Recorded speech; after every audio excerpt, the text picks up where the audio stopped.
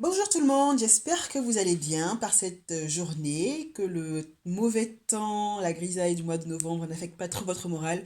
J'avoue que pour moi c'est un petit peu difficile en ce moment parce que dès qu'on change d'heure et dès qu'il commence à faire nuit très tôt et que le temps est gris, c'est tout de suite très compliqué. Et ça va durer comme ça 6 mois, donc il va falloir s'armer de patience. Enfin bref, aujourd'hui j'avais envie de vous parler des pics de croissance ou des jours de pointe. Qu'est-ce que c'est? Est-ce que vous en avez déjà entendu parler? Je sais pas. Enfin, j'avais envie d'en parler un petit peu parce que c'est une période qui peut être très difficile lorsqu'on ne sait pas ce que c'est. D'ailleurs, même quand on sait dont il s'agit, c'est difficile, mais alors qu'on ne le sait pas, c'est vraiment très très compliqué. Alors, cette période de pic, qu'on appelle pic de croissance ou jour de pointe, ce sont des moments dans la vie du bébé entre 0 et 1 an qui arrivent, pendant lesquels le bébé va être beaucoup plus grognon, réclamer beaucoup plus le sein, vouloir être tout le temps porté, peut-être avoir un peu plus sommeil ou alors dormir beaucoup moins. C'est vraiment des moments très particuliers qui arrivent régulièrement. Ça peut arriver à 3 semaines, à 6 semaines, à 9 semaines, ou ça arrive aussi à 3 mois, 6 mois, 9 mois. Voilà, c'est le moment auquel ça a été répertorié. Et en fait, c'est des moments où le bébé, pendant une journée, 2 jours ou 3 jours, est carrément collé à vous tout le temps. Il veut téter, il veut téter, il veut téter. Il est littéralement pendu au sein. Et en fait, on ne sait pas trop pourquoi est-ce qu'ils font ça, les bébés. Ce qui a été constaté, c'est que pendant ces périodes, euh, il semblerait qu'ils fassent des très grands progrès dans leur développement, par exemple, dans la motricité, ils vont apprendre subitement à se retourner, ou alors ils vont apprendre à sourire, ils vont savoir babiller, ils vont apprendre à attraper des objets. Voilà, c'est des grands moments de progrès pour eux. Et pendant ces moments-là, pour une raison qu'on ignore, ils se mettent à s'accrocher à leur maman. On pense que ça peut être pour de la réassurance, pour être assuré par rapport aux changements qui se profilent, à tous les bouleversements internes qu'ils subissent. Mais en fait, ce qu'on sait pour sûr, c'est que ce n'est pas qu'ils ont plus faim. Souvent, ça se manifeste par qu'ils veulent téter plus, mais en fait, ce n'est pas qu'ils ont plus faim ou ce n'est pas qu'ils boivent plus de lait en ce moment-là, parce qu'en fait, il a été démontré qu'un bébé boit à peu près toujours la même quantité de lait entre 1 mois et 6 mois. Donc, c'est pas vraiment que pendant ces 3 jours-là, ils ont besoin de beaucoup plus de lait. Par contre, ils ont besoin de beaucoup plus de contact et de beaucoup de tétés. D'ailleurs, c'est pas seulement les bébés allaités, ça se remarque plus chez les bébés allaités parce que la maman le vit puisqu'elle voit son bébé accroché littéralement à son sein tout le temps. Mais en fait, ça existe aussi chez les bébés qui sont nourris au biberon. Mais c'est moins visible parce que les bébés au biberon, ils sont plus grognons, peuvent être aussi plus grognons dans ces moments-là. Ils vont peut-être réclamer 1 ou 2 fois un peu plus de biberon, mais la maman le vit pas différemment. Alors que la maman allaitante, pour elle, c'est que si elle n'est pas au courant, c'est un moment très très angoissant parce qu'elle se dit mais je ne comprends pas, j'allaite à la demande, mon bébé tète tout le temps, non stop, non stop, on est passé de 8 tétés à 16 tétés par jour, je ne comprends pas, qu'est-ce qu'il y a, il est tout le temps collé à mon sein, puis en plus c'est fatigant, donc la maman elle est angoissée, elle est fatiguée, elle se dit je n'ai pas assez de lait, mon bébé a tout le temps faim, et du coup quand on ne sait pas ça, on finit par dire bon, je lui donne un biberon.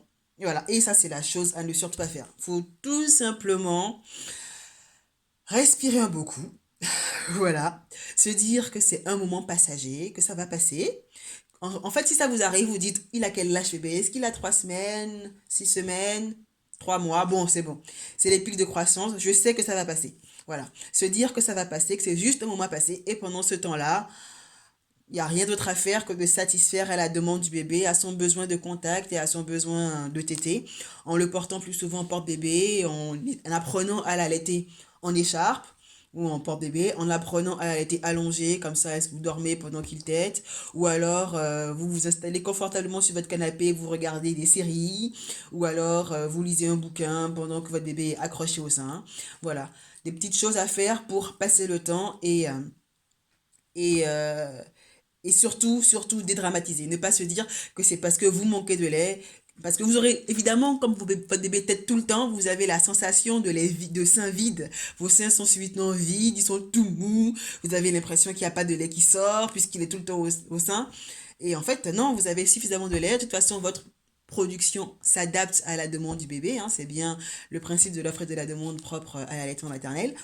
Donc voilà, il n'y a pas d'inquiétude à avoir à ce sujet. Vous vous détendez et vous passez ces moments difficiles en serrant les dents et en essayant de vous occuper l'esprit autrement.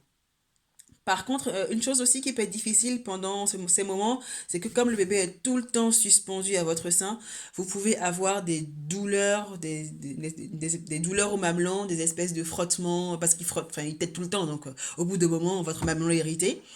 Et dans ces cas-là, la solution, ça peut être de mettre un peu de l'anoline, un petit peu. Alors, l'anoline, il faut en mettre, mais il faut en mettre un petit peu. C'est de la taille d'un demi-grain de riz, ce qu'il faut mettre sur le mamelon, hein. Pas tartiner, parce que si vous en mettez trop, le bébé après, il n'arrive pas à attraper le sein, il glisse et il vous fait mal, et puis voilà. Donc vraiment un tout petit peu de l'anoline. Ou alors, vous pouvez aussi mettre à la fin des tétés une goutte de lait maternel dessus, puisque le lait maternel a des propriétés apaisantes et plein d'autres choses, et cicatrisantes. Donc, du coup, ça vous fera du bien, hein, pour l'irritation du mamelon. Voilà comment est-ce que vous pouvez un petit peu gérer tout ça.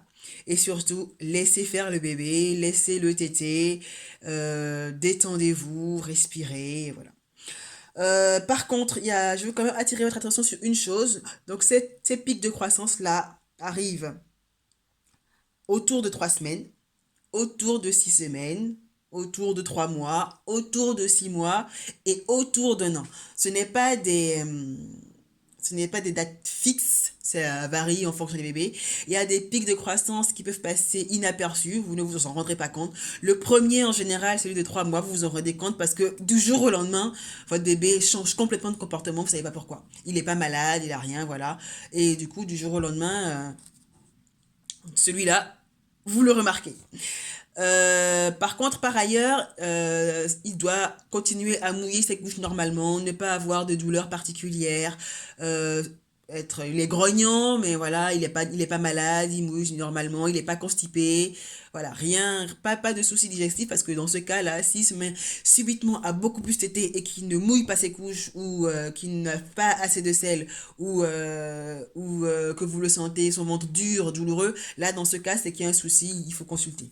Par ailleurs, les pics de croissance ne doivent pas durer plus de 3 jours. C'est 24 heures, 48 heures, au grand max 3 jours, pas plus. Au-delà, c'est peut-être qu'il y a un problème et que ça peut valoir le coup de consulter. Donc voilà un petit peu sur ces pics de croissance. C'est pas un terme que j'aime beaucoup, mais bon, c'est celui qui est utilisé et qui parle le plus parce qu'en fait, votre bébé, ben, il passe d'un niveau à un autre niveau dans son développement. Mais ça ne veut pas dire que vous n'avez pas plus de lait, qu'il a besoin de plus de lait. Et surtout, ça ne veut pas dire que vous n'avez pas assez de lait. Donc, détendez-vous et respirez. J'espère que vous avez aimé cette vidéo. N'hésitez pas à commenter, à liker, à partager. Si vous avez des mamans qui vous disent que leur bébé tète trop souvent, n'hésitez pas. À très bientôt pour une prochaine vidéo. Ciao!